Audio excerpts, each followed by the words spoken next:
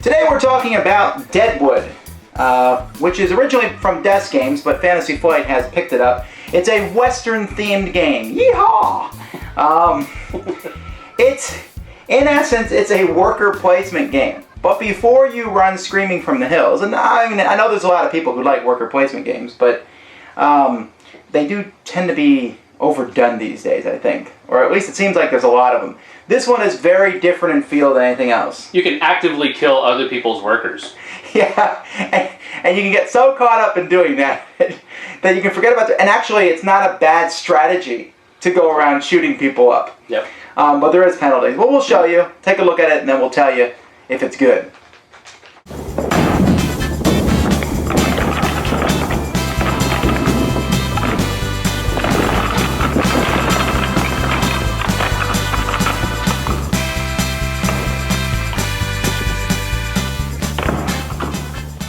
In Deadwood, players are simply trying to accumulate the most cash, which is nicely put in these little dollar tokens, or $2 and $5, etc. Each player will take a color, and they will start with 3 people from their color, which are numbered 1, 2, and 3. You have a pile of other people in your color, but you're not going to bring those into the game immediately. On a player's turn, it's very simple. They can either put one person on the board in a building, or they can take off as many people as they want. So once people are on the board, you have to wait till you can pull them, you have to pull them off before you can use them again. When you put somebody on the board, let's say you put them in a building, you then get to take the benefits of that building. So each building will do different things. For example, here, when you go to the gunsmith, you get $1 and you get 2 bullets. When you go to the saloon, you have a chance to spend money to buy more of these people that you can use. When you go to the casino, you go here to steal $1 from someone else. When you go to the sheriff's office, you have a chance to pull tiles from the top of these piles and place them on the board in different locations, which gives you more places that you can go to. And so the town will grow. Okay, that's all well and good. It's your typical worker placement game.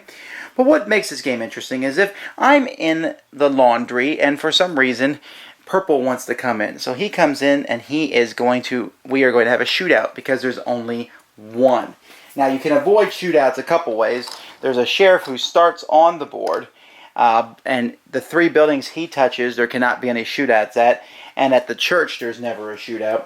But for the most part, if someone comes and attacks me, the first thing they decide to do is they say, will you spend a bullet? So let's say in this instance, the purple decides to spend a bullet. As a defender, I say, I also shall spend a bullet. You can only spend 1.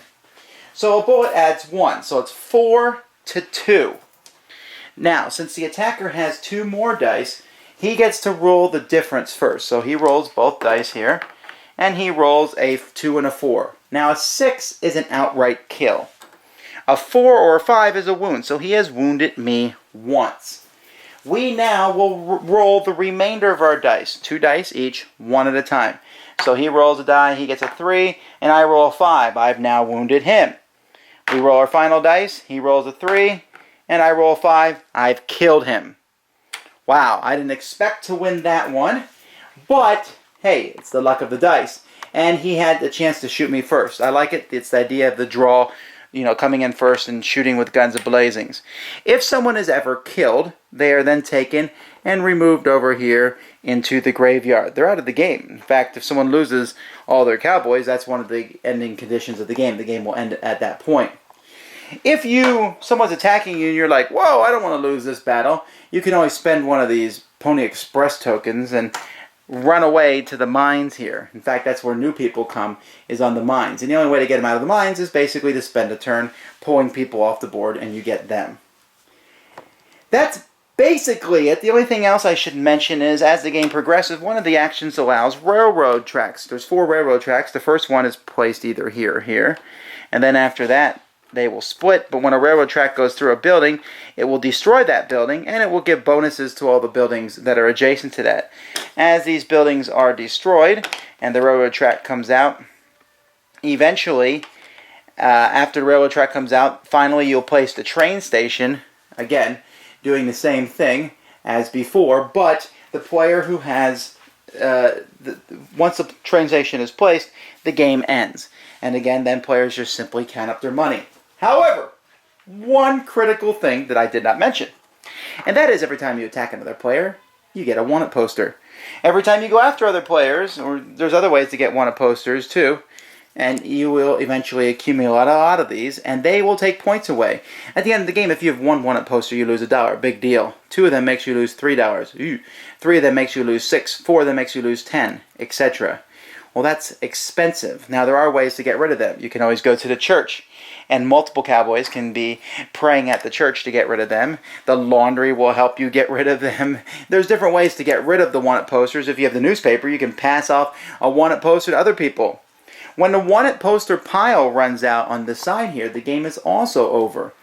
And there are ways to manipulate this pile. You can actually add posters to it or subtract from it to make the game go faster or shorter. You could essentially move the game at your pace, since there's 3 ways. Now, I don't think most games are going to end with one player losing all their cowboys, but the want-it posters running out or the train station being built, that's going to happen often.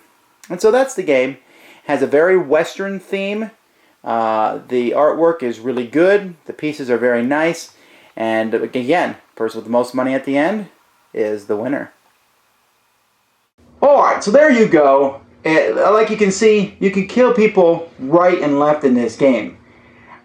Which is something that I have to admit I enjoy. Getting those want-it posters is certainly something that counter killing everybody, but you can get rid of them. So you can go kill someone, then go to church in conjunction. This game feels like maybe it doesn't have a great deal of strategy, but it was so much fun I didn't care. We really got into it, attacking each other, into the theme. What do you think? You got to kind of pay attention to what everybody else is doing. That's where the strategy comes in, I think.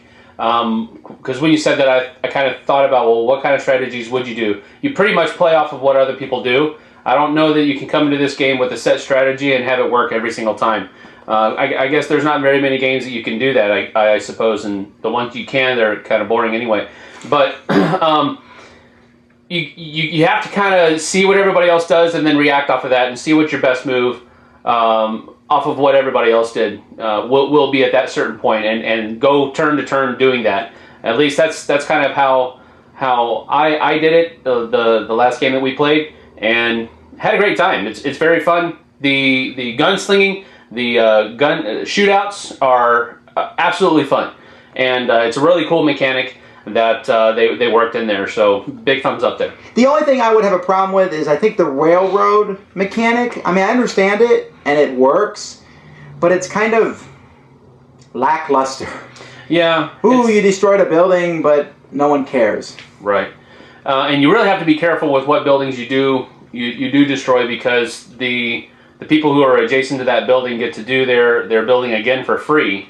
And that gave me a lot of points at the end of the last game that we played, and it gave other people some points, but not a lot. So you have to really be careful. That's actually probably what won me the game, was people not paying attention to what buildings they were destroying, and I raked in a lot of money off of those things. I like this game a lot, mostly because of the huge, fun, thematic factor. It's one of the most cowboy feeling, or at least, those fake old Western feelings, that spaghetti Western style game that I played. So I'll give it 1.5 trigger thumbs up. Trigger thumbs? He shoots with his thumbs, everybody. It's amazing that he's alive still. Oh, the video game. Okay. All right. Trigger thumbs. There you go. I'll give it 1.5 as well. It is absolutely dripping with theme, and the theme really fits well to the mechanics, and everything works very well together. So I'm going to give it 1.5 thumbs up, but this will hit the table. I'll play it anytime anybody else wants to play it. So I guess that's an 8 on BGG scale. So how many different scales are we going to throw at you? Smiley face. Yeah. 3 stars. So Deadwood, pick it up.